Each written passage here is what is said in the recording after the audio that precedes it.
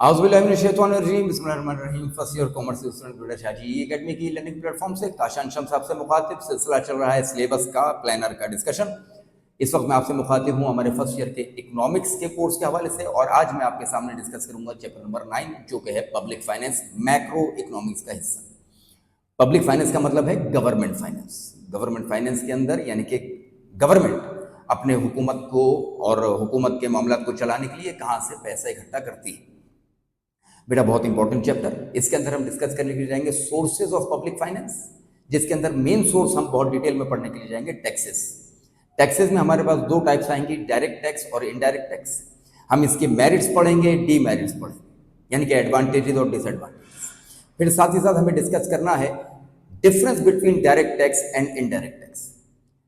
Taxes को एक और अंदाज से देखा जा सकता है जिसको हम कहते हैं प्रोग्रेसिव टैक्सेशन और रेग्रेसिव टैक्सेशन। वो कॉन्सेप्ट हम इसके अंदर देखेंगे।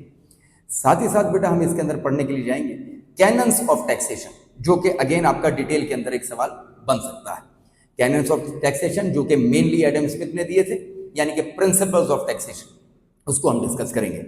बेटा इस्लामिक फाइनेंस का एक बहुत इंपॉर्टेंट पार्ट रोल प्ले करती है इस्लामिक इकोनॉमिक के अंदर ज़कात, द कॉन्सेप्ट ऑफ ज़कात। हम यहाँ पे ज़कात का कॉन्सेप्ट लेने के लिए जाएंगे, ज़कात के प्रिंसिपल्स देखेंगे, ज़कात का जो जिसको आप कहिए कि एक ओवरफ्लो है, कैसे उसको ज़कात कलेक्ट की जाती है, किन को दी जाती है, इसके एडवांटेजेस क्या हैं, इसके इंपॉर्टेंस क्या है, वो हम देखेंगे। और साथ ही साथ एक चीज़ हम इसके अंदर और भी डिस्कस करेंगे, what is the difference between tax and ज़कात। तो बेटा ये कुछ टॉपिक्स हैं जो कि पब्लिक फाइनेंस के लिए इंपॉर्टेंट है। पब्लिक फाइनेंस में मैं आपको फिर बताऊं, कैनन्स ऑफ टैक्सेशन डिटेल के लिहाज से आ सकता है, और बाकी जो टॉपिक्स मैंने आपको बताए वो शॉर्ट के लिहाज से इंपॉर्टेंट टॉपिक्स हैं। अपना बहुत ख्याल रखिएगा, हमें अपनी दुआओं में याद रखिएगा। अस्सलाम वालेकुम व रहमतुल्लाह।